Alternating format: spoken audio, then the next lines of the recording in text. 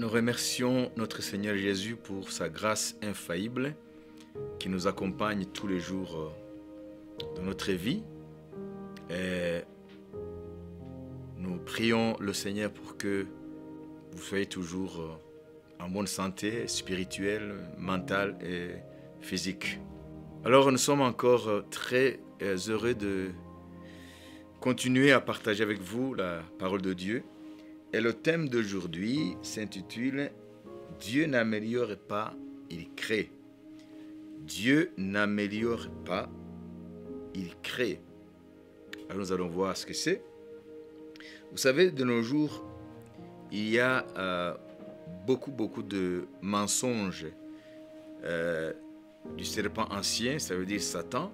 Beaucoup de gens tombent dans le filet de l'ennemi, de Satan, parce qu'ils ne sont pas informés ou parce qu'ils ne sont pas tout simplement en recherche sincère par rapport à la vérité sur les différents courants qui traversent notre société. Alors je vais vous parler, avant d'entrer dans le vif du sujet, le concept d'un courant aujourd'hui qui est en vogue, qui s'appelle le transhumanisme. Vous savez, dans Genèse chapitre 3, versets 4 et 5, la Bible nous dit comment le serpent ancien, qui est le symbole de Satan, Satan qui est symbolisé ici dans la Bible, dans la Genèse, par le serpent, donc comment le serpent a trompé nos premiers parents, ça veut dire Adam et Ève dans le jardin d'Éden. C'est une symbolique, mais qui reflète une vérité spirituelle. Donc il fallait que Dieu utilise un style qui était facilement compréhensible aux gens de tous les temps, non seulement nous qui sommes ou nous qui vivons dans une période où la science a fait de progrès, l'éducation a fait de progrès, etc.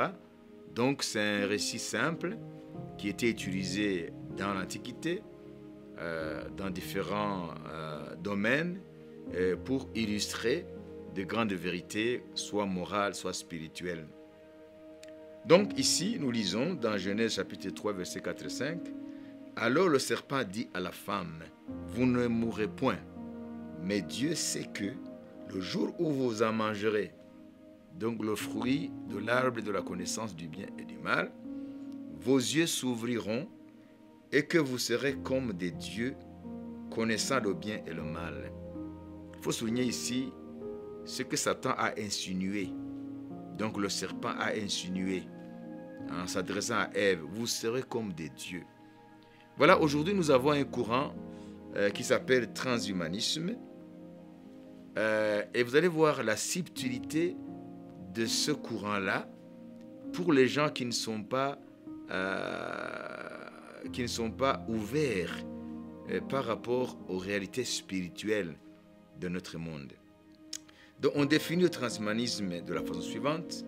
Le transhumanisme est un mouvement culturel et intellectuel international prônant l'usage des sciences et des techniques afin d'améliorer, il faut souligner, améliorer la condition humaine par l'augmentation des capacités physiques et mentales des êtres humains et de supprimer le vieillissement et la mort. En grosso modo, c'est ça la définition du transhumanisme.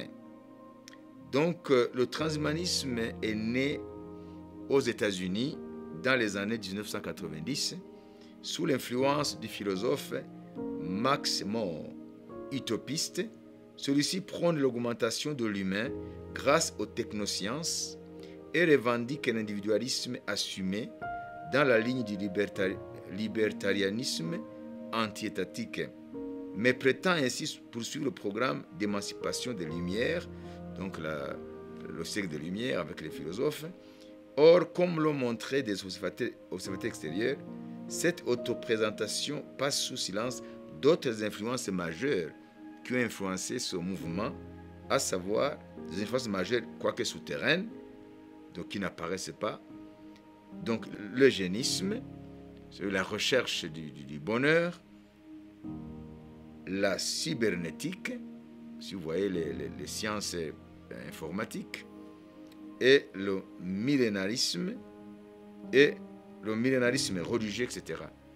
Ça veut dire, il y a dans ce mouvement transhumaniste l'idée, comme certaines religions, par exemple le christianisme, qui parle d'un millénium de paix où les hommes vivront non plus sous la tyrannie de Satan, avec toutes sortes de maux qui frappent les humains. Alors, sous le règne de Jésus-Christ, durant le millénium, l'homme connaîtra la paix qu'il n'a jamais connue. Il n'y aura plus de maladie, il n'y aura plus de mort, à part ceux qui révolteront contre le Seigneur qui régnera sur la terre entière à partir de Jérusalem.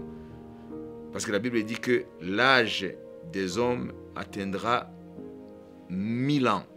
Ça veut dire ceux qui ne vont pas pécher durant le millénium et qui seront encore dans notre humanité présente que nous avons durant le règne de 1000 ans de Jésus, ceux qui vont adorer le Seigneur sincèrement, lui obéir, ils ne connaîtront pas la mort. Ils vont vivre les 1000 ans et après les 1000 ans, ils vont passer dans l'éternité de Dieu, dans le royaume éternel de Dieu, après la destruction du monde physique. Donc vous voyez, le transhumanisme, c'est Satan qui singe en fait les promesses du millénium biblique. Alors vous voyez donc ce que le transhumanisme promet aux hommes. Il y a quelqu'un qui a parlé du transhumanisme comme illusion et imposture, mensonge. Il dit, si les technologies sur lesquelles se fondent les transhumanistes, donc biotechnologie, intelligence artificielle, neurosciences, quoique ces domaines progressent à un rythme très rapide, les prédictions annoncées par ce mouvement ne seraient qu'illusoires et fantasmatiques. Selon les chercheurs Jean Mariani et Daniel Trich, qui nous invitent à faire la part entre une économie des promesses et de réelles avancées scientifiques. Donc, ils disent que le transhumanisme, c'est une utopie, le transhumanisme, c'est une imposture, c'est un mensonge. Donc, en bref, ils disent que derrière le transhumanisme, il y a tout un marketing, toute une économie. Ça veut dire tout un intérêt économique. Marketing de la peur et économie des promesses. Je continue de lire dans cet article. Derrière le mythe transhumaniste s'avance masquée une gigantesque toile d'intérêt économique. Les transhumanistes sont le pur produit d'une société où les puissances de l'argent, les banques, les multinationales industrielles et politiques règnent en maître. Ils créent une véritable économie des promesses. Donc ils promettent à l'humanité des choses qui ne sont pas vraies. Que décrit Yves Frégnac dans un article qu'il a écrit, investissons beaucoup d'argent et ce sera à la fois la disparition des maladies, un cerveau plus performant, l'éternelle jeunesse et l'immortalité. Néanmoins, depuis peu, certains intérêts privés comme Google, Facebook, Microsoft, IBM, Amazon essaient de définir les bonnes pratiques, notamment sur les questions d'éthique. Face à ces allégations, il faut prendre un certain recul épistémologique et être conscient de nos biais culturels si nous voulons faire le tri entre les effets d'annonce, les promesses démiurgiques, donc soi-disant divines, les promesses démiurgiques et la réalité des avancées scientifiques. Il ne s'agit pas de refuser d'emblée les implants intracérébraux, la thérapie génétique, les prothèses bioniques ou la sélection de cellules souches, mais de rester vigilant quant au rôle systématique des usages qui en sera fait. Alors, d'où vient ce transhumanisme? Pourquoi est-ce que ce courant emballe beaucoup de gens? C'est que derrière ce courant, il y a les multinationales, il y a des banques, il y a des industries, il y a les géants de la toile, tels que Google, etc., qui mettent tout le paquet pour promettre à l'humanité d'améliorer ses performances, d'améliorer ses capacités cognitives, ça veut dire intellectuelles, etc. Il n'y aura plus de maladies. La science va, avec les progrès, va éradiquer la maladie, va éradiquer la vieillesse et, in fine, va éradiquer la mort. Mais ça, ce ne sont que... Ça fait partie du même stratagème du serpent ancien, Satan, qui a trompé nos premiers parents en leur disant « Dieu vous a interdit de manger le fruit de l'arbre de la connaissance du bien et du mal qui est dans le jardin, parce que Dieu sait pertinemment que le jour où vous en mangerez, vos yeux s'ouvriront et vous serez comme des dieux. » Vous voyez? Donc ici, le transhumanisme se substitue à Dieu.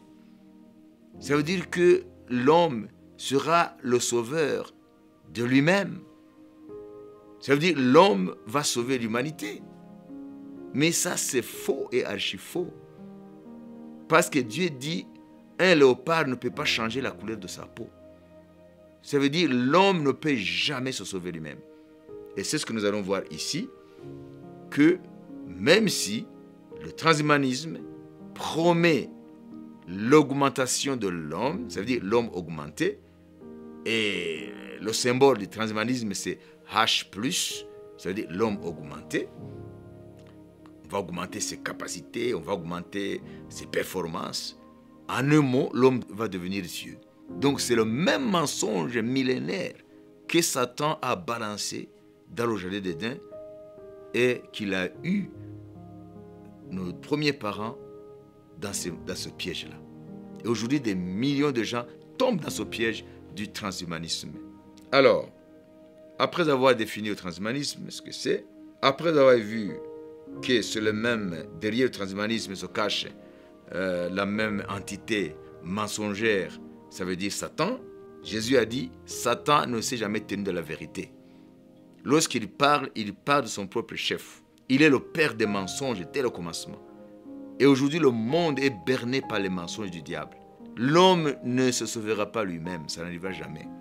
Et vous voyez, Dieu dit dans Jérémie chapitre 17, verset 5, « Ainsi parle l'Éternel, maudit soit l'homme qui se confie dans l'homme, qui prend la chair pour son appui et qui détourne son cœur de l'Éternel. » Vous savez, Dieu dit que l'homme qui se détourne de Dieu, il est maudit. Pourquoi?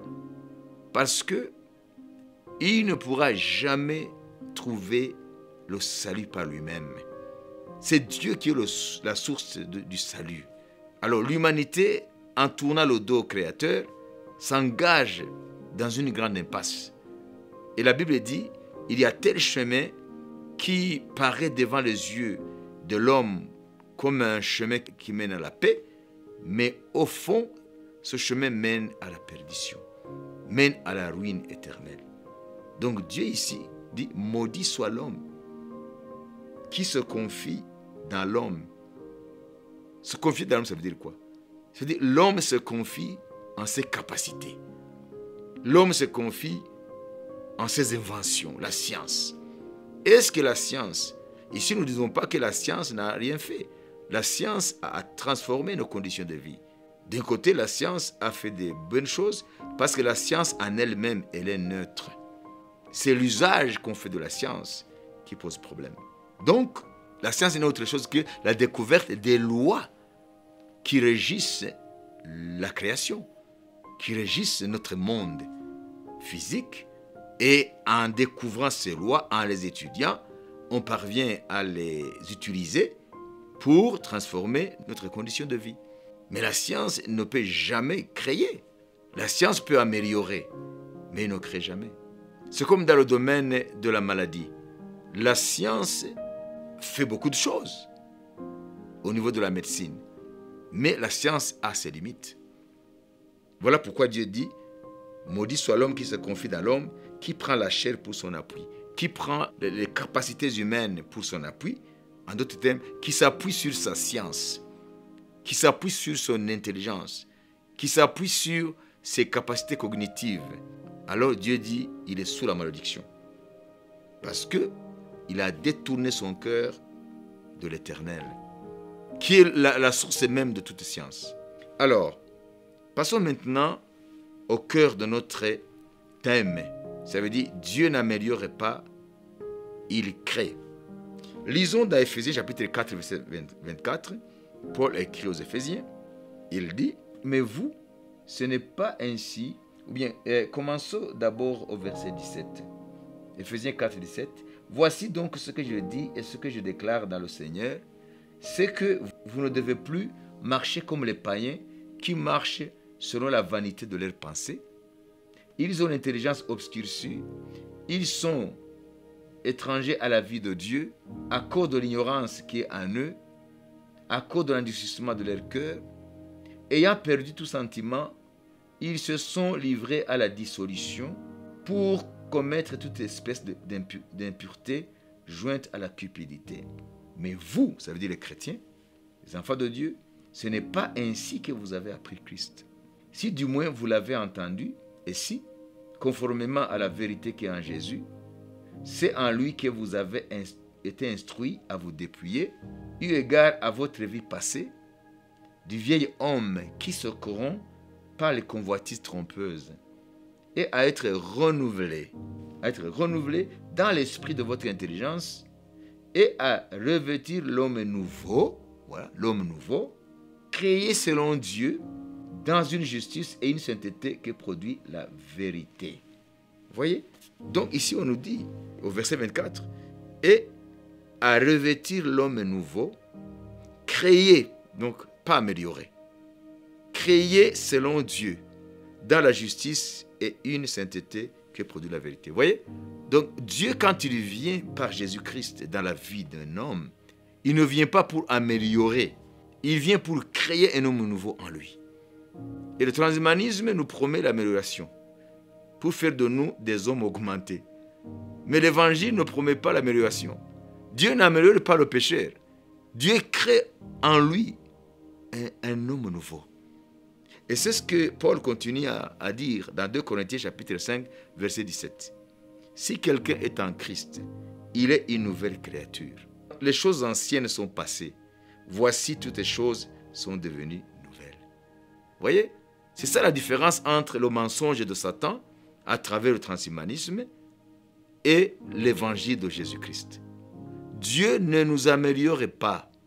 Dieu ne viendra pas améliorer votre condition de pécheur. Dieu viendra créer un homme nouveau, une nouvelle créature en nous. Et ça, c'est la vérité. Et c'est ce que Paul dit. Je n'ai point honte de l'évangile lorsqu'il écrivait aux Romains. Je n'ai point honte de l'évangile. Au chapitre 1er, verset 16 et tu descends. Je n'ai point honte de l'évangile, car c'est une puissance de Dieu pour quiconque croit, aux Juifs premièrement et aux Grecs ensuite. Ça veut dire que l'évangile véhicule la puissance de Dieu, non pas pour améliorer le pécheur, non pas pour améliorer la condition du pécheur, la condition pécheresse de l'homme, mais créer en lui une créature, une nouvelle créature. Créer en lui un homme nouveau. Ça, c'est le miracle de Jésus-Christ. Dans la vie d'un homme qui croit en lui, en l'œuvre salvatrice qu'il a accomplie pour nous à la croix du Calvaire. Voilà, aujourd'hui, j'ai voulu attirer votre attention sur les différents mensonges qui sont véhiculés dans notre monde aujourd'hui à travers divers courants qui aujourd'hui emballent beaucoup de gens, croyant que c'est le postmodernisme, c'est une manière de vivre. Non, l'évangile n'a pas vieilli. L'évangile, il est toujours d'actualité. L'homme pourrait accomplir des prouesses dans les différents domaines scientifiques, etc., de recherche, mais il y a une chose qu'il ne pourra jamais faire de lui-même, c'est changer son cœur. Ça veut dire l'homme a fait beaucoup de progrès depuis le jardin d'Éden. Il a transformé le monde, il a transformé le visage du monde, il a transformé les conditions de vie de l'humanité. Mais ce que l'homme n'a pas pu faire, le domaine dans lequel il n'a pas bougé 1 centimètre, c'est le domaine de son cœur.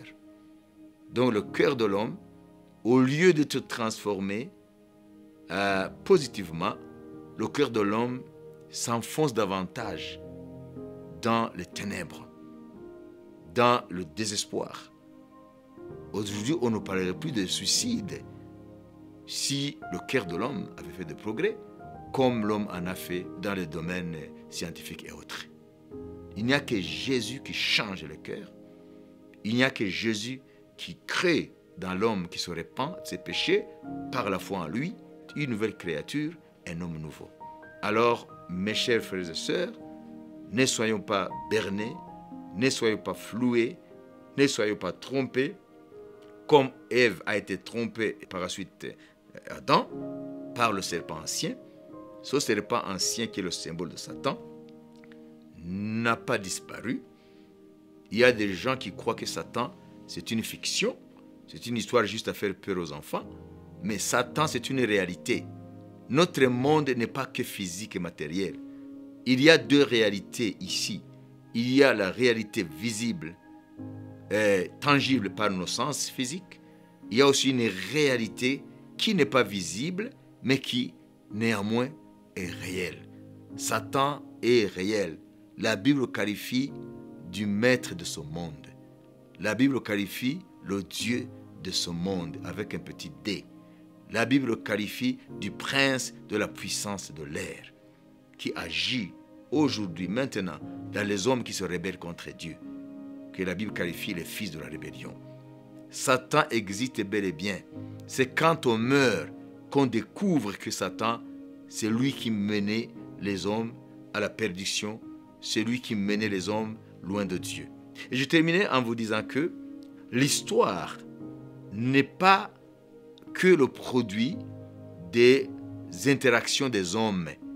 Non, notre vie, notre quotidien est le fruit de beaucoup d'acteurs, visibles, invisibles. Nous croyons que ce sont les hommes qui font l'histoire. Ça, c'est pas vrai. Ça veut dire, derrière les événements que nous vivons, derrière les choses qui se passent, même derrière ta vie quotidienne, tes choix de tous les jours, se cache un monde spirituel, invisible, qui influe, qui agit sur le quotidien des hommes, sur les événements qui se déroulent sur la scène mondiale, sur la ligne du temps. Donc il faut comprendre que la Bible ne parle pas de quelque chose qui n'existe pas. Satan existe, il a tout un gouvernement, il a toute une hiérarchie des forces sous son autorité, parce que la Bible le qualifie de chérubin qui a été déchu, ça veut dire un archange, un ange de lumière qui a été déchu, et lors de sa chute, il a entraîné avec lui un tiers des anges de Dieu. Un tiers l'a suivi dans sa rébellion.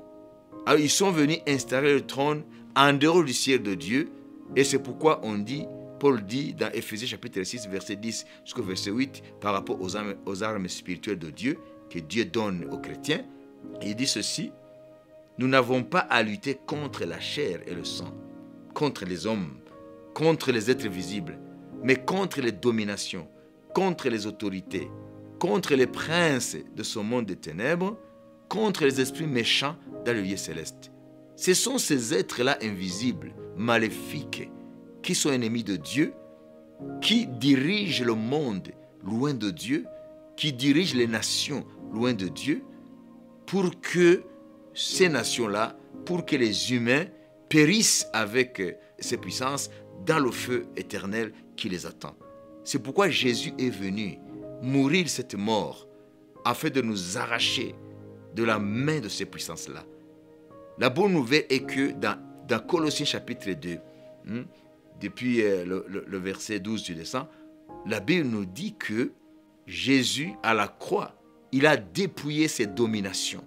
En anglais, il est dit Christ on the cross has disarmed principalities, dominions, authorities, evil spirit in the spiritual realms. Donc ce sont des réalités. Jésus les a dépouillés, désarmés, littéralement. Et il les a livrés publiquement en spectacle, en triomphant d'elles, par l'amour à la croix. Voilà la bonne nouvelle. En croyant à Jésus, nous sommes soustraits de la puissance, de l'autorité de ces démons que le feu éternel attend. Alors la bonne nouvelle, c'est que Jésus est présent dans notre monde par son esprit et il veut te sauver. Il veut te donner sa grâce pour devenir, pas pour améliorer ta condition. Il vient pour créer en toi une nouvelle créature. Créer en toi un homme nouveau. C'est ça la bonne nouvelle. Dieu n'améliore pas, Dieu crée. Que Dieu vous bénisse.